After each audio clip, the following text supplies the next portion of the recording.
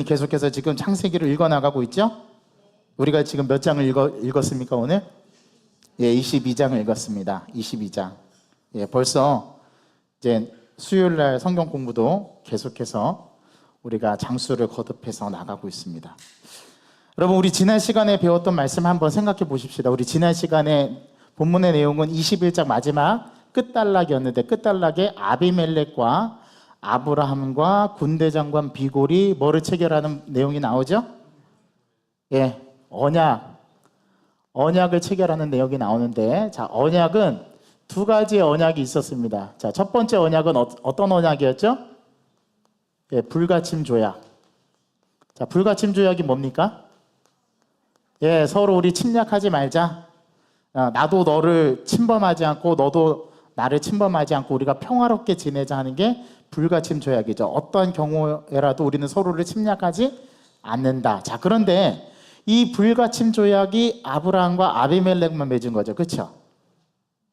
예, 여러분 유도신문에 넘어오시면 안 됩니다. 당연히 아브라함과 아비멜렉은 맞고, 심지어 아비멜렉이 제안하기를 어떻게 제안했어요?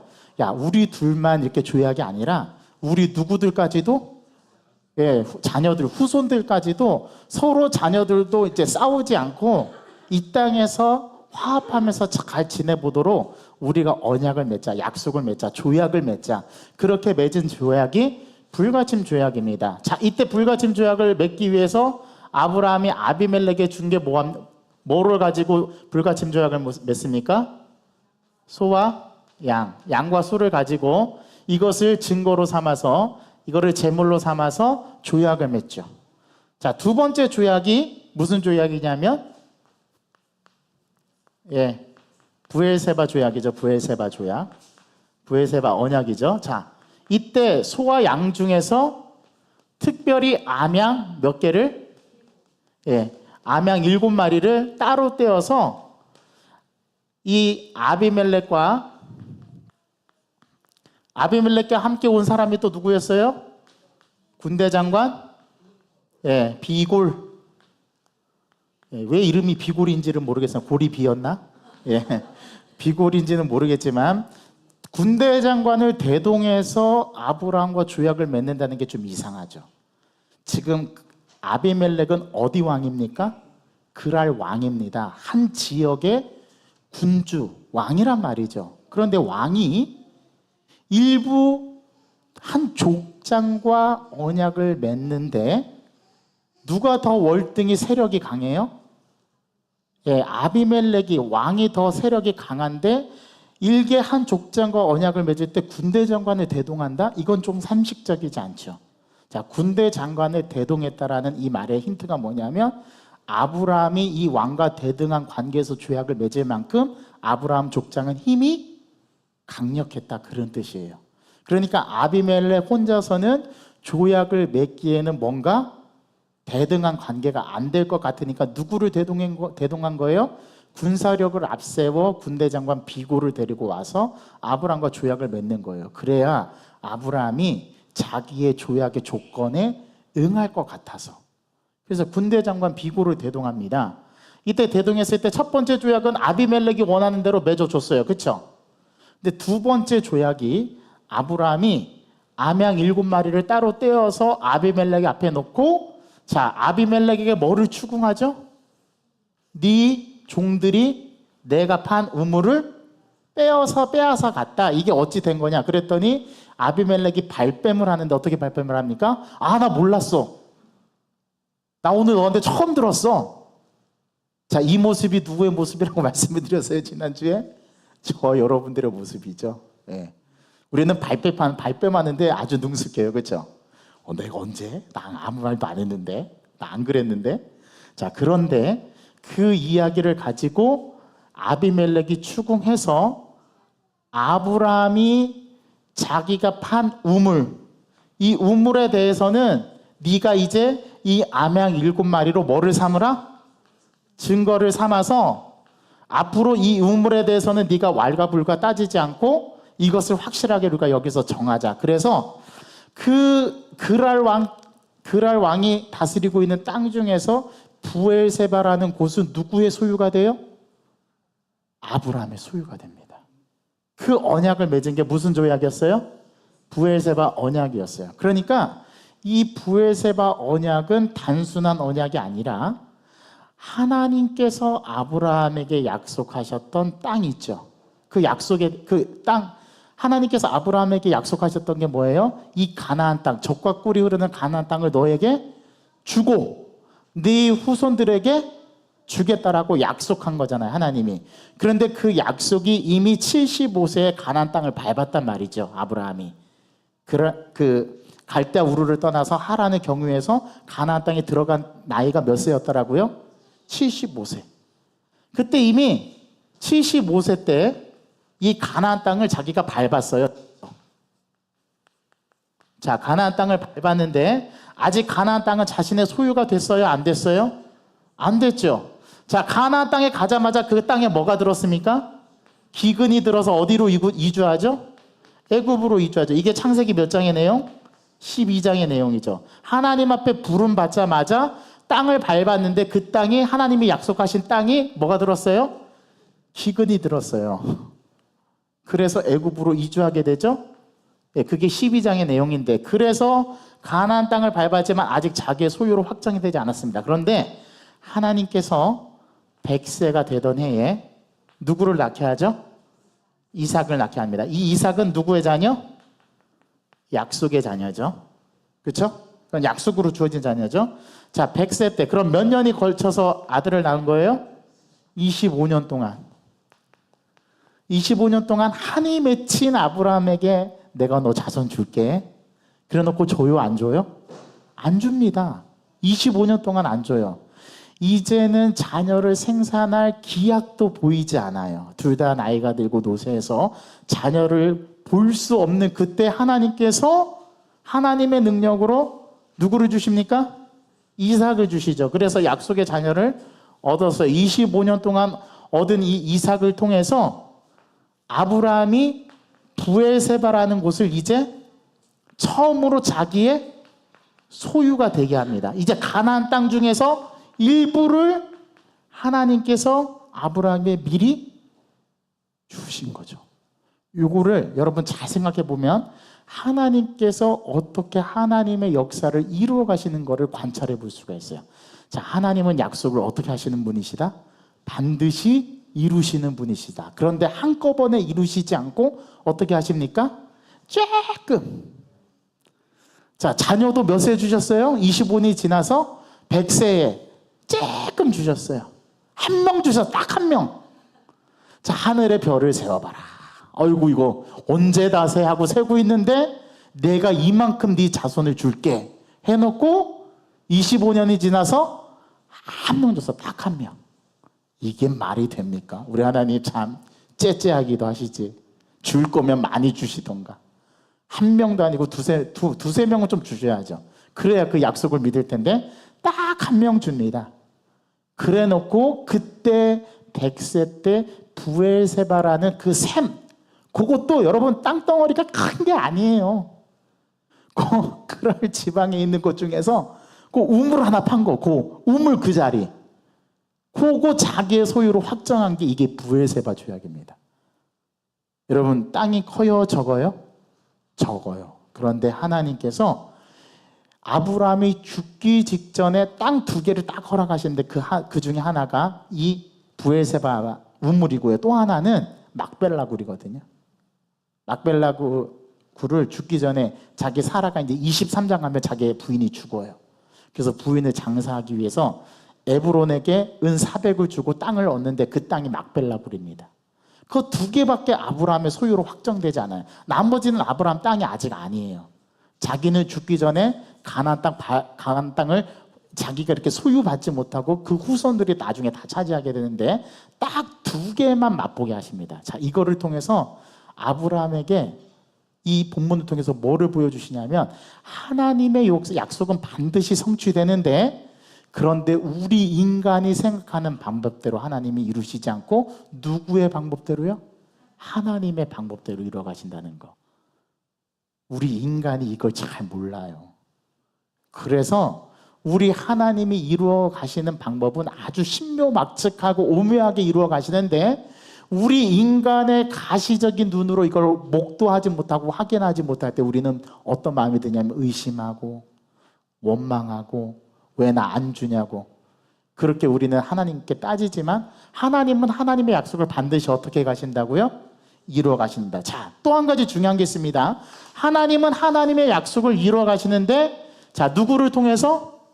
아비멜렉. 아비멜렉은 하나님의 백성입니까? 아니면 이방 왕입니까? 이방 왕입니다. 이방 왕이 이 아브라함을 보고 뭐라고 얘기하냐면, 야, 내가 너를 가만히 유심히 살펴보니까 너는 하나님이란 야훼란 신이 너와 함께 하더라. 내가 그걸 봤다. 그러니까 너 와서 나와 조약을 맺자. 언약을 맺자. 이방 왕의 눈에 아브라함을 통해서 하나님을 바라볼 수 있도록 하나님이 역사하십니다. 이게 하나님이 자신의 역사를 이루어가는 방식이에요.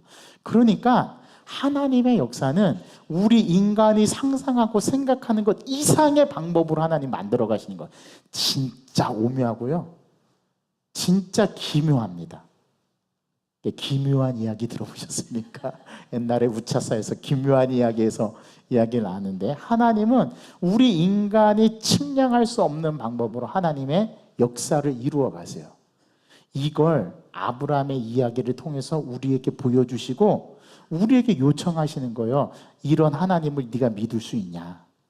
이제 오늘 본문은 더 기가 막힌 얘기가 나옵니다. 잘 들어보세요.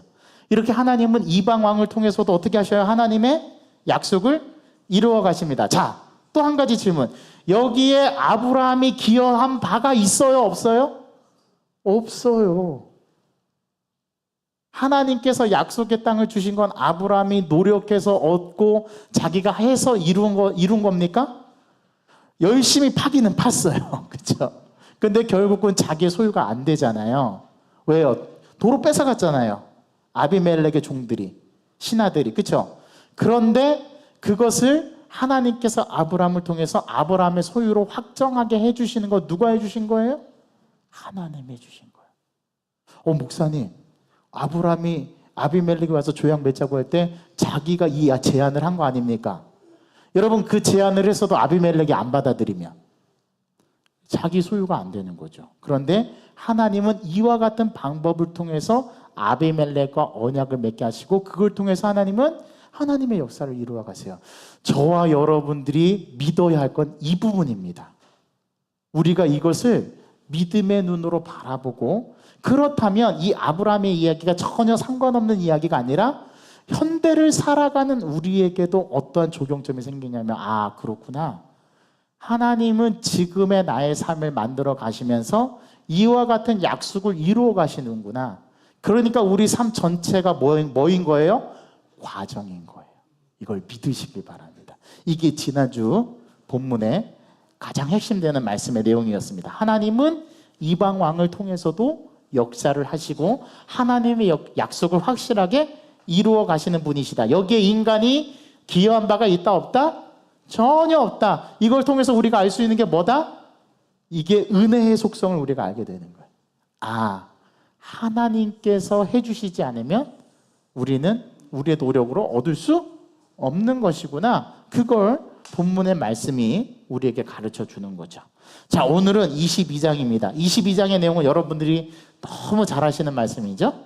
저도 이걸 가지고 2번은 설교했던 것 같아요. 그죠? 제가 작년 7월 둘째 주에 부임 설교할 때 창세기 22장 가지고 본문 설교를 했습니다. 그렇죠? 예. 기억나십니까? 안 나셔야 되는데. 자, 오늘 창세기 22장은 제목이 이렇습니다. 이삭을 뭐로 드려요? 번제로 드립니다. 번제로. 자, 그런데 아브라함이 자발적으로 순종해서 번제를 드린 겁니까? 하나님의 명령이었습니까? 하나님의 명령이었습니다. 자, 그러면 여러분들은 딱 지금 이 말씀을 들었을 때 한 가지 질문이 생겨요. 이 명령은 어떻다? 부당하다. 네, 하나님 굉장히 심보가 나쁘신 분이에요. 아니, 25년 만에 첫 알을 줬으면 그 아들 도로 달라는 심보가 도대체 무슨 심보입니까? 아니, 줬으면 그만이지. 그렇죠? 이제 와서 10살 조금 넘은 그 이삭을 도로 어떻게 하래요? 예, 번제로 바치랍니다. 그것도 그냥 하나님께 바치라는 게 아니라 소를 잡들 양을 잡들 각을 떠서 안에 있는 창자 다 끄집어내고 손질 다 해가지고 그렇게 제물을 드리는 것처럼 자기 아들을 어떻게 하래요? 번제로 드리랍니다. 이게 말이 됩니까? 아니, 여러분들이 아브라함이라면 어떤 심정이겠어요? 아마 여러분 밤새도록 고민할 거요. 자, 도연이. 네, 김성희 권사님 자신 있습니까? 데리고 도망가야죠. 글쎄요, 여러분들에게 아들이 있다면 하나님께서 어렵게 100세에 사라가 90세에 첫 아들을 봤는데, 약속의 자녀를 봤는데 그 약속의 자녀가 자라서 10살쯤 됐어요. 이제 청소년 시기로 접어든 거죠. 그때 하나님께서 갑자기 나타나셔서 네 아들 번제로 바쳐라. 그리고 어디서 바치라는 것도 안 가르쳐 줍니다. 모리아 산이라는 곳에 가서 거기서 내가 너한테 알려줄 건데 그 알려주는 곳에 가서 어떻게 하라고요? 번제로 드려라. 자, 오늘 여러분은 심각한 질문을 던지셔야 됩니다. 이런 하나님이 우리가 믿는 하나님 맞는가? 이런 하나님 신뢰할 수 있는가? 여러분들이 진짜 이 시간부터 아브라함이 되어서 아브라함의 심정을 가지고 생각해 보세요. 75세 때 가나안 땅에 들어가서 자손을 주겠다라고 말해서 100세 때 딱 자식 하나 얻었는데, 아들 하나 얻었는데, 그 앞에 반칙을 써서 변칙을 써서 이스마엘이라는 아들을 얻었는데 그 아들 아니래요. 그건 약속의 자녀가 아니래요. 네 몸에서 날 자, 사라의 몸을 통해서 날 자가 네 상속자다, 네 아들이라 그렇게 기대하게 해놓고 100세의 아들을 딱 주셨는데 그 아들 딱 10년 지나서 도로 바치래요. 그런데 제물로 바치랍니다. 이런 하나님 신뢰할 수 있는가? 자, 우리 오늘 22장을 들여다보면서 우리는 중대한 질문 3가지를 제가 던져봅니다. 저의 이 말씀을 준비하면서 저의 첫 번째 질문이에요. 여러분들도 이 질문이 공감이 되는지 한번 들어보세요. 생명을 창조하시고 인간에게 복을 베푸시는 하나님께서 어떻게 그의 신실한 종에게 그의 유일하고 사랑하는 아들을 희생제물로 바치라고 요구하실 수 있을까? 아유, 목사님, 하나님이니까 그럴 수 있죠. 나 그런 하나님이면 진짜 나는 더 궁금증이 생겨요. 그럼 하나님 불의한 하나님 아닙니까? 의롭지 못한 하나님이잖아요. 우리는 이 질문이 던져져요. 두 번째, 하나님이 어떻게 아브라함에게 오랫동안 기다려왔던 약속의 아들을 포기하라고 요청할 수 있을까? 제가 말씀드렸죠. 우리 하나님 되게 심보가 고약한 하나님이시라고. 그죠? 자, 세 번째, 아브라함은 어떻게 소돔과 고모라에서 행한 것처럼 이 명령을 받았을 때 이삭의 생명을 위해서 전적으로 탄원함 없이 하나님의 명령에 순종할 수 있었을까? 아니, 자기 조카 롯을 위해서는 그 땅에 의인 50명이 있으면 그 땅을 멸하실 겁니까? 이렇게 하나님 앞에 저항하면서 따졌던 아브라함이 어떻게 자기 아들 번제로 바치라고 할 때는 한마디 말도 못합니까? 이상하잖아요. 여러분, 이상하지 않으세요? 나만 이상한가? 저는 이 질문이 들어, 오늘 말씀 부를 때. 자, 이런 질문에 대해서 본문은 침묵하면서 아무런 말씀을 전해주지 않습니다. 반면에 되게 재미있는 거는 이러한 것들은 전혀 정보에 대해서 창세기 저자는 관심이 없고 오로지 아브라함이 하나님의 명령에 어떻게 순종하는가만 초점이 있어요. 그리고 그것만 기록해놨어요.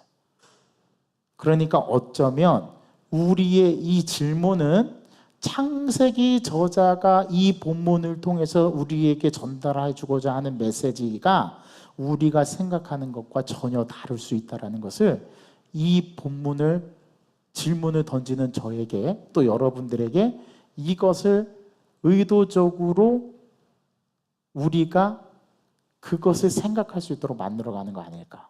그렇다면 이 본문을 통해서 창세기 저자가 우리에게 가르쳐 주려고 하는 하나님의 본래의 메시지는 무엇인가? 저는 항상 말씀을 준비할 때 이게 가장 우선입니다. 도대체 이 본문 말씀은 도대체 무엇을 말하려고 하는 것인가? 이 자기 아들 이삭을 번제로 바치라는 이 의미는 무엇인가? 도대체 이 이야기는 나와 어떤 관계가 있는가? 현대를 살아가는 이야기, 2000여 년 전에 이 기록된 이 말씀은, 아니 3200년 전에 기록됐던 이 말씀은 도대체 현대를 살아가고 있는 우리 문명시대와 어떤 관계가 있고, 도대체 이 말씀은 나에게 무슨 의미를 던져주는가? 그런데 기가 막힌 메시지를 던져줍니다. 오늘 그걸 여러분들과 함께 좀 나누고 싶어요. 자, 오늘 본문은 여러 가지로 창세기 12장과 관련이 있습니다.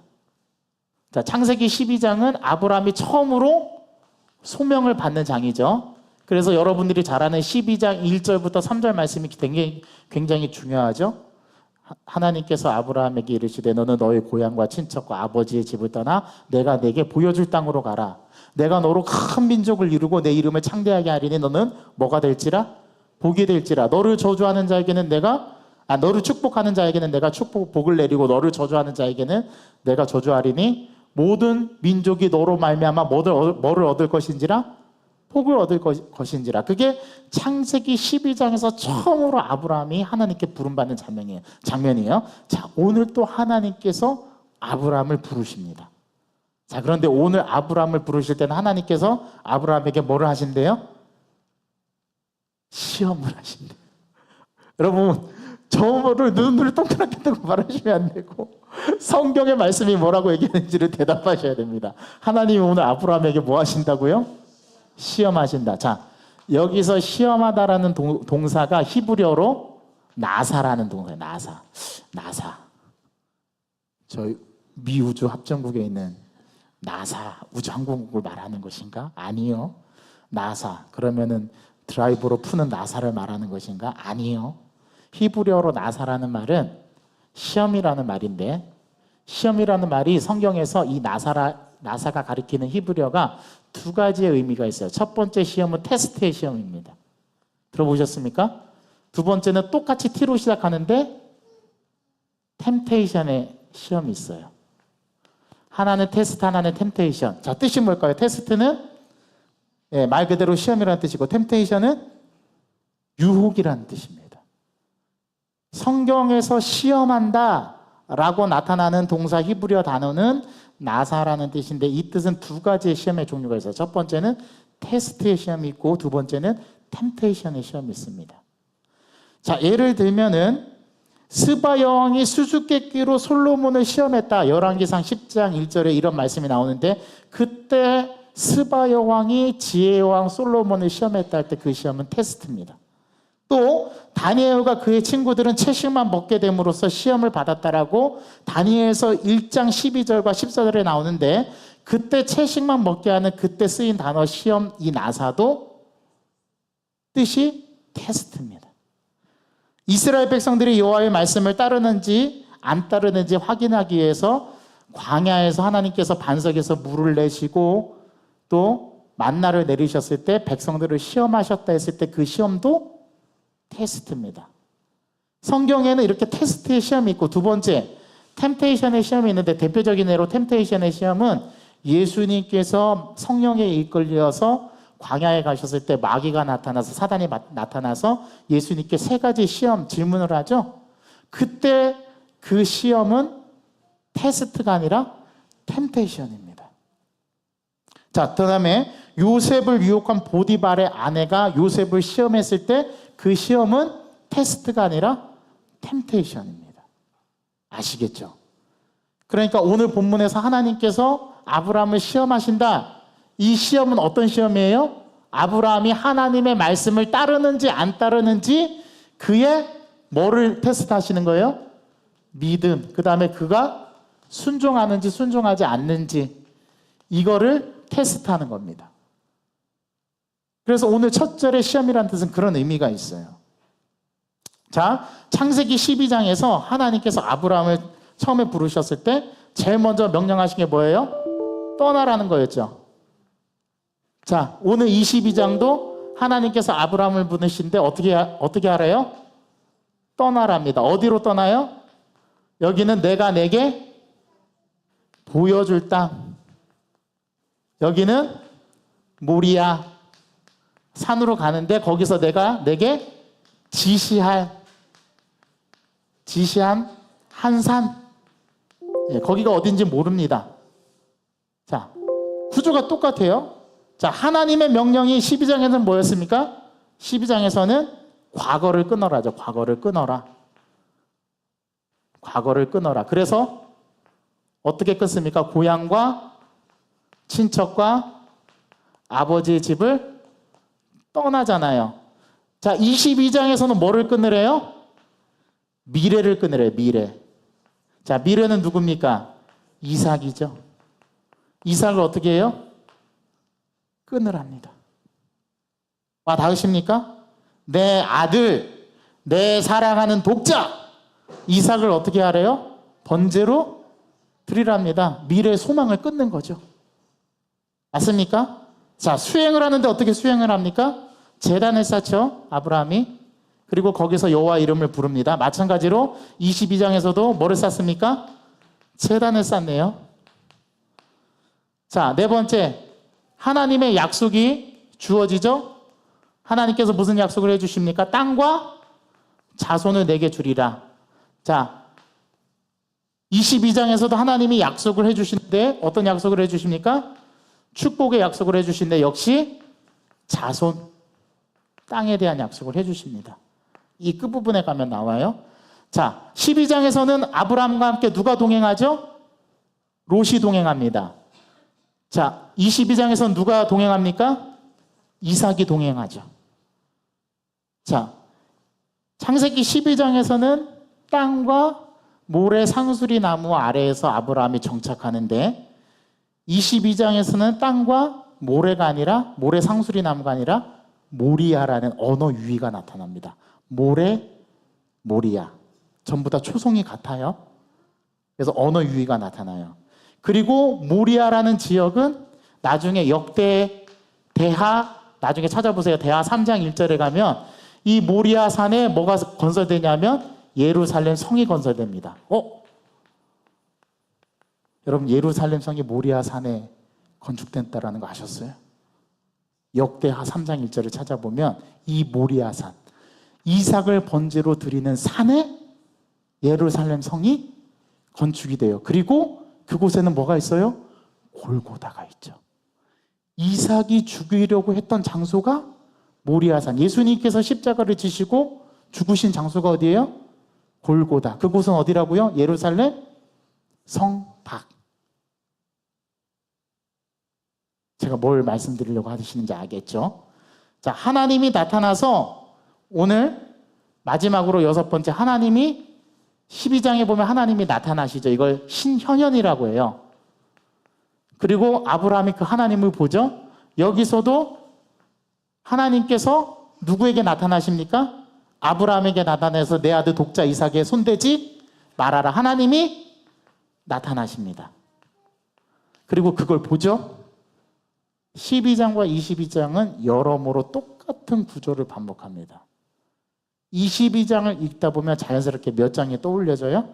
12장이 떠올려져요. 이걸 통해서 이 창세기 저자가 나타내려고 하는 의도가 있습니다. 그게 뭐예요? 자, 제가 말씀드렸죠. 구약은 누구를 드러내요? 예수님을 드러내요. 자, 그래서 구약은 오실 메시아에 대한 약속이고 신약은 그 약속을 성취해서 오신 메시아를 드러내죠. 오늘 그러한 구속사적인 관점에서 이 본문을 들여다보라는 겁니다.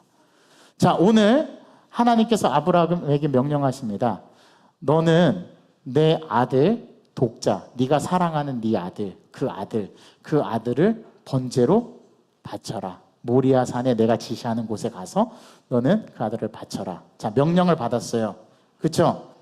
자, 그런데 이번에 좀 특이한 점은 하나님께서 번제를 드리라고 하는데 보통 같으면은 소나 양으로 번제를 드리라고 하는데 이번에 조금 특이한 점은, 아주 특이한 점은 그 소나 양의 제물이 아니라 누구를 제물로 드리래요? 아들을 제물로 바치라는 것이 하나님의 명령이었습니다.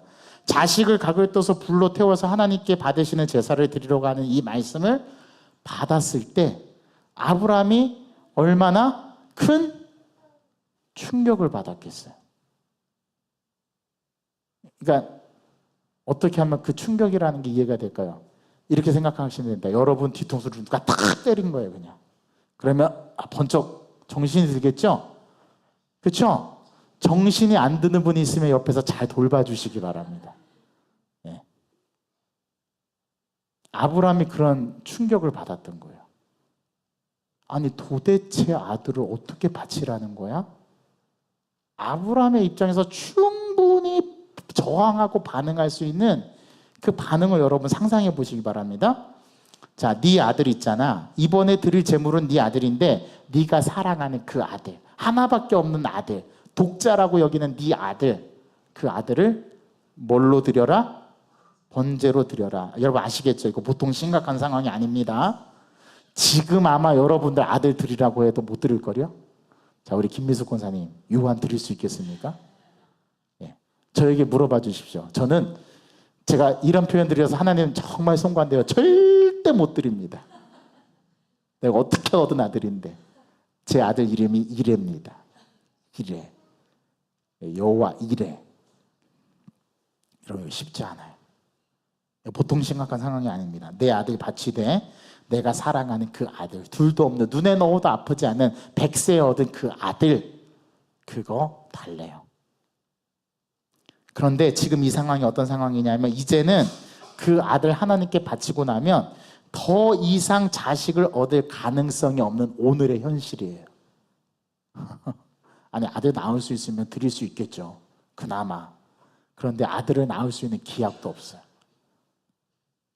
자, 이 명령은 아브라함에게 매우 힘든 명령이었다는 거 감이 오십니까?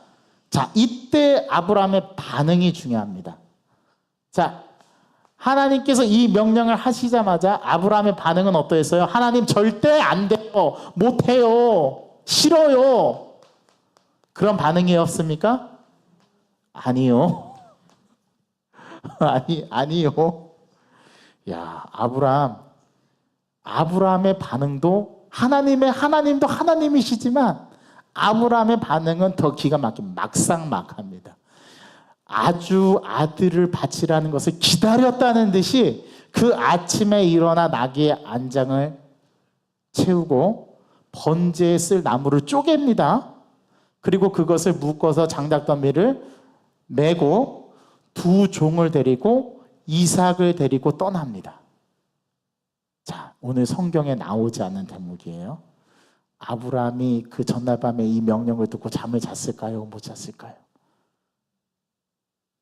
자, 못 잤어요. 어떻게 못 잤을까요? 뜬 눈으로 밤을 새웠을까요? 아니면 누웠다가 일어났다를 반복했을까요? 아니면 밖에 나가가지고 이리저리 방황하다가 새벽 4시쯤 되어가지고 잠깐 눈을 붙이고 떴을까요? 아니면 밤새도록 한 잠도 못 자고 눈도 감아보지도 못하고 뜬 눈으로 세워서 아침에 일찍 일어나서 안장을 채우고 갔을까요? 오늘 성경은 가르쳐주질 않습니다. 자, 아브라함의 심정이 어땠을 것 같아요?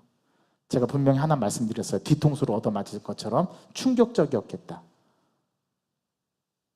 자, 그런데 아침에 일찍 일어나 안장을 채우고 나무도 쪼개서 다 짊어지고 아브라함하고 자기 아들하고 두 종하고 떠나려고 하는데 오늘 성경에 나타나진 않지만 이 광경을 멀리서 지켜보고 있는 한 사람. 누굴까요? 이삭의 엄마, 아브라함의 부인 사라죠. 사라는 이 모습을 어떻게 바라봤을까요? 자, 퀴즈. 아브라함이 자기 아내한테 하나님의 명령을 얘기했다, 안 했다? 안 했다. 이런 아브라함, 이거 완전히 큰일 나. 오늘날로 법정에서 하면 이거는 이혼 사유입니다. 이혼 사유. 예? 큰일 나요. 안 돼요. 말해야 돼요. 자, 그때 아브라함이 만약에 사라한테 말했다면 사라가 아이고 이건 하나님의 뜻입니다. 우리 그렇게 합시다. 그렇게 했을지. 아니면 밤새도록 대성통곡하면서 울고 아주 눈덩이가 그냥 밤덩이처럼 이렇게 부어가지고 아침에 아들이 가는 그 모습을 바라봤을지.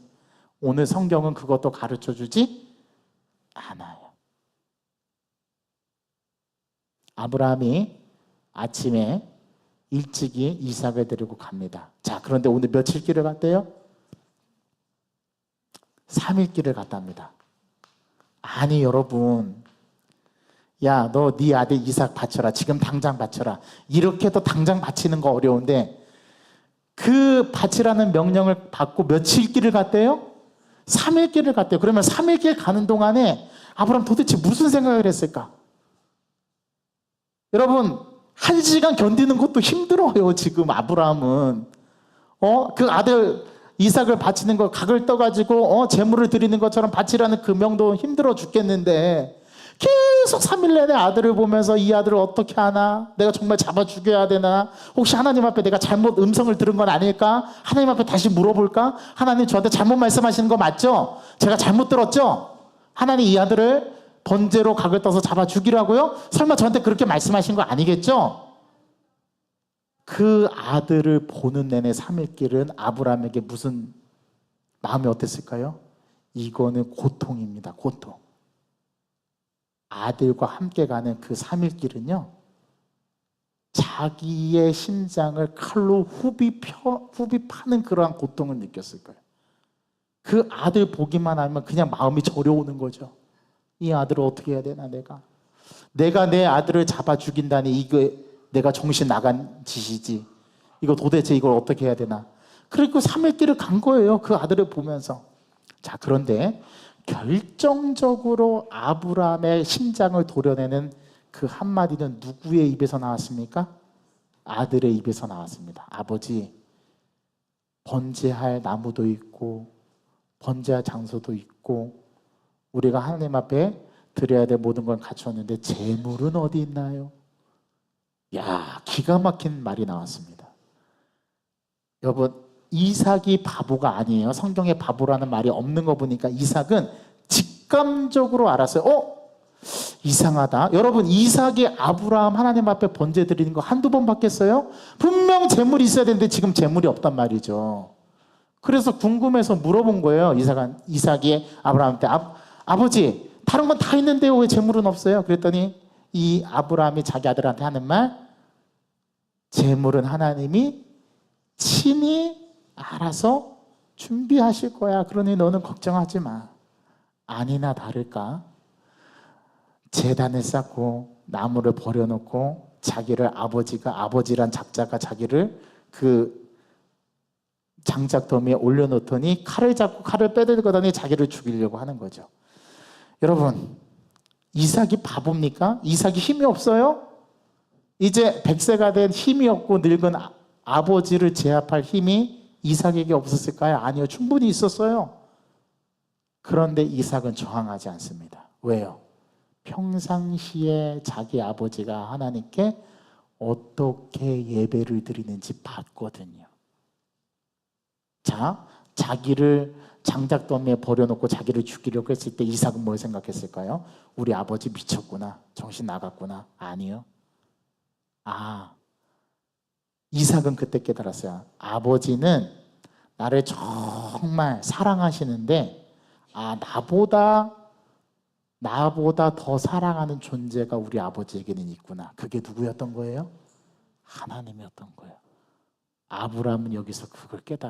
이삭은 여기서 그걸 깨달은 거죠. 그래서 자기 아버지 아브라함에게 저항하지 않습니다.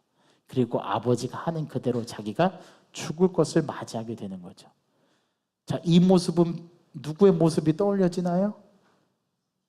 예수님. 보라, 세상 죄를 지고 가는 하나님의 어린 양이로다. 겟세마네 기도에서 아버지 제발 이 잔을 내게서 옮겨 주옵소서.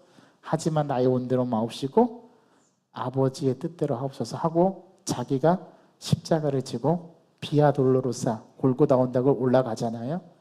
자, 오늘 놀랍게도 이 장작을 지고 모리아산 꼭대기로 올라가는 사람은 누굽니까?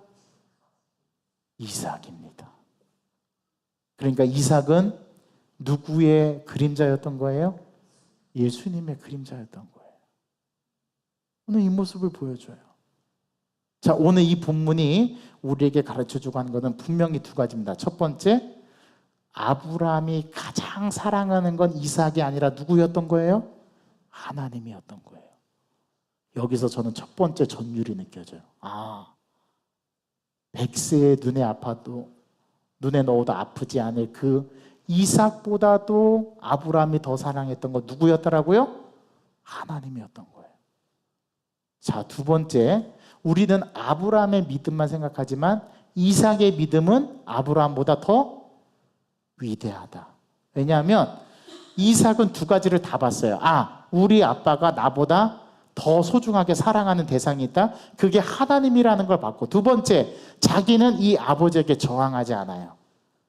아브라함이 자기 아들을 바치는 믿음도 더 아주 중요한 그런 믿음이지만, 더 대단한 믿음은 그 아버지를 이해하고 자신이 아버지가 하는 그대로 가만히 그대로 당하려고 하는 이 이삭의 믿음도 우리가 한번 눈여겨볼 필요가 있어요. 그래서 아브라함이 오늘 자기 아들 이삭을 번제로 드리는 이 장면은 두 가지의 합작품입니다. 아브라함의 믿음과 이삭의 믿음이 결합돼서 두 존재다 누구를 더 사랑하는 모습을 보여줘요. 나는 이렇게 죽어도 괜찮다라는 이삭의 이 믿음은, 이삭도 역시 누구를 더 사랑한다는 걸 알 수 있어요? 하나님. 그래서 오늘 하나님이 갑자기 칼을 뽑아서 죽이려고 하는 아브라함에게 나타나셔서 아브라함을 몇 번 불러요? 2번 부릅니다. 아브라함아, 아브라함아. 하나님도 급하셨던 모양이에요.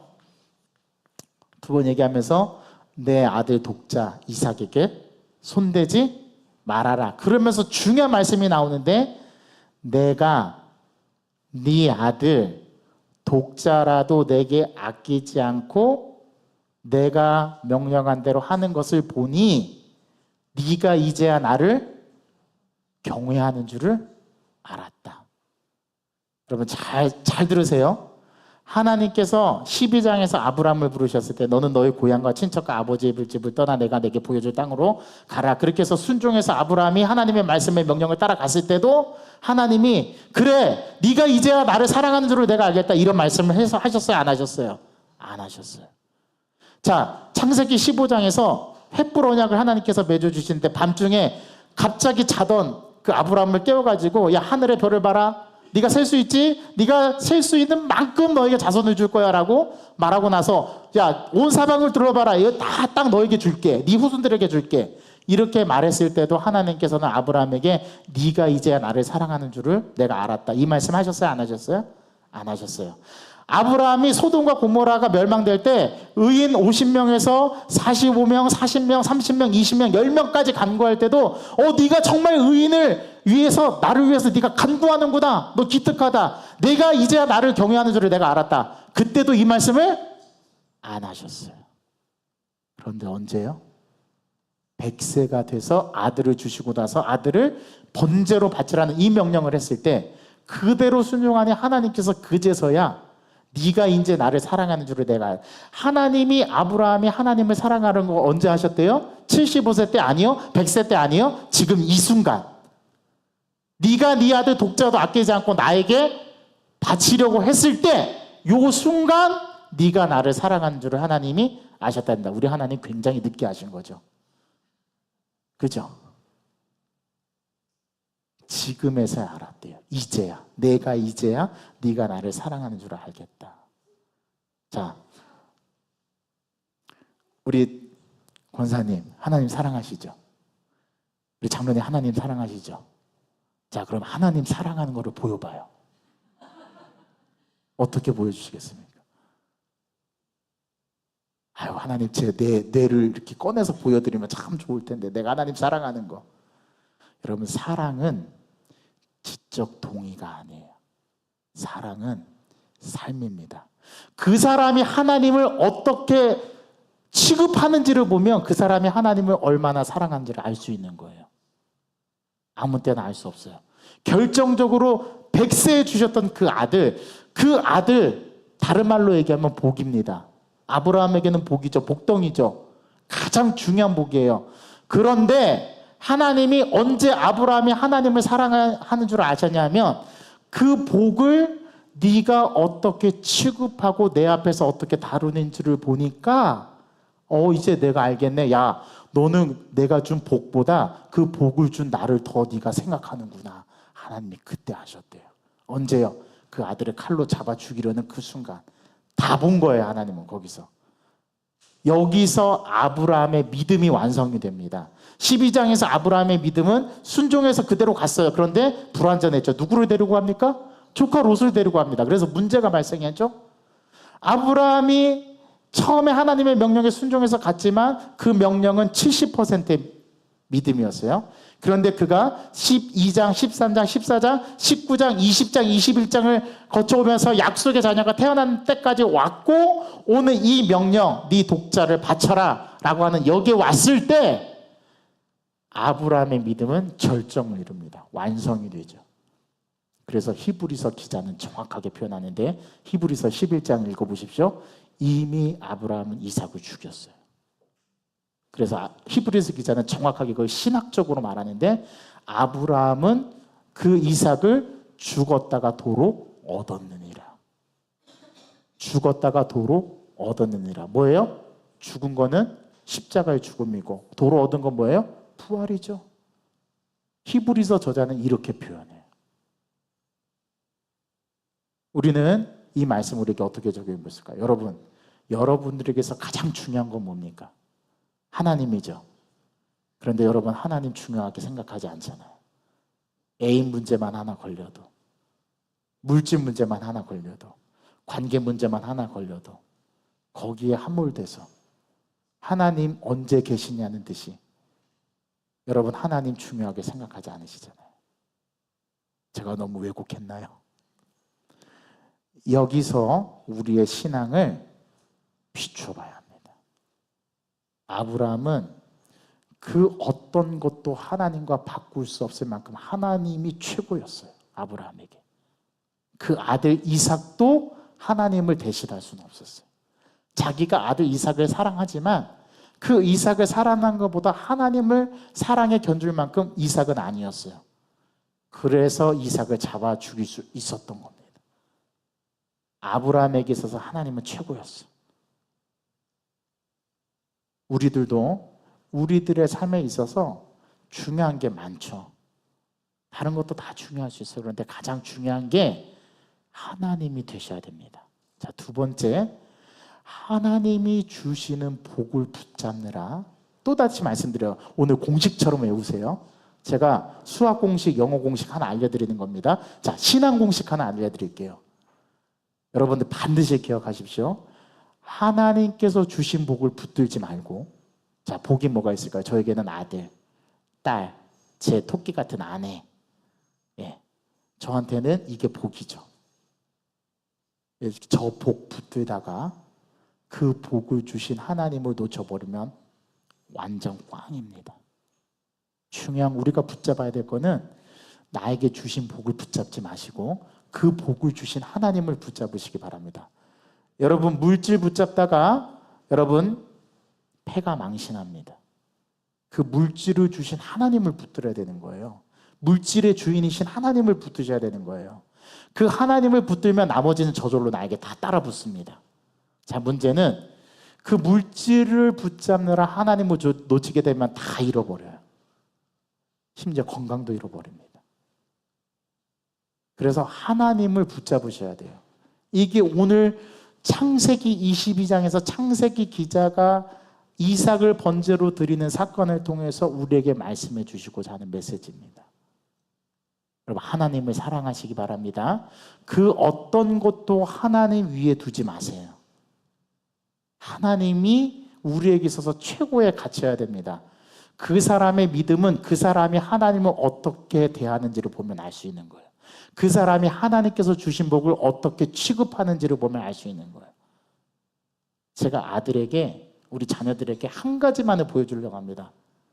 제가 이제 아들이 이제 이성이 크고 머리가 커서 지식이 많이 자랐어요. 진짜 많이 컸어요. 딸도 많이 컸어요. 요즘에는 자기의 주장을 막 내세워요.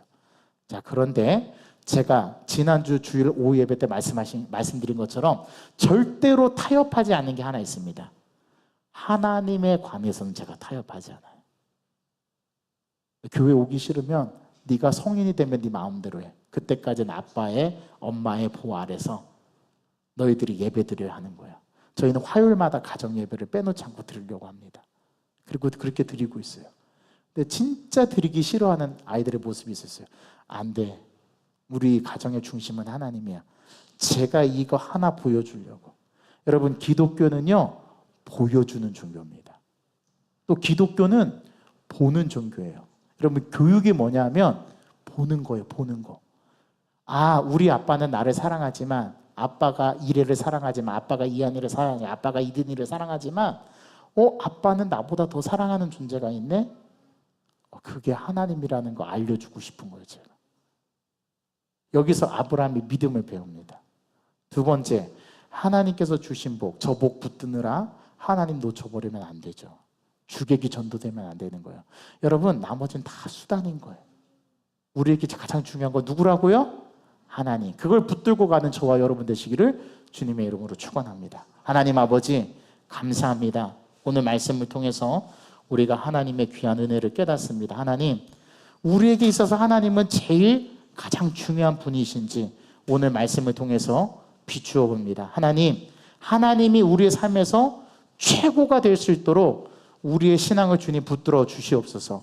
그리고 오늘 우리가 이 말씀을 빗대어서 우리의 신앙을 돌아보면서 나는 하나님 앞에 가장 중요한 하나님을 대상으로 살고 있는가? 이 질문을 우리에게 던져보게 하여 주옵소서. 하나님, 자녀를 성공적으로 양육하고 믿음 가운데 키울 수 있는 것은 내가 믿는 하나님이 누구신가를 제대로 보여주는 것, 부모로서 제대로 자녀들에게 보여주는 것, 그것이 가장 중요한 신앙교육임을 깨닫게 하여 주옵소서. 금주에 있는 우리 여론상학교를 통해서 우리 귀한 자녀 세대들이 하나님을 보게 하시고 하나님을 경험케 하는 귀한 성경학교가 또 수련회가 되게 도와주옵소서. 예수 그리스도의 이름으로 감사하며 기도하옵나이다. 아멘. 오늘 주신 말씀을 생각하면서 우리 함께 찬양으로 하나님 앞에 나아가기를 간절히 소망합니다. 우리 보좌 앞에 모였네. 우리 비전 이 찬양 함께 같이 하나님 앞에 올려드리겠습니다.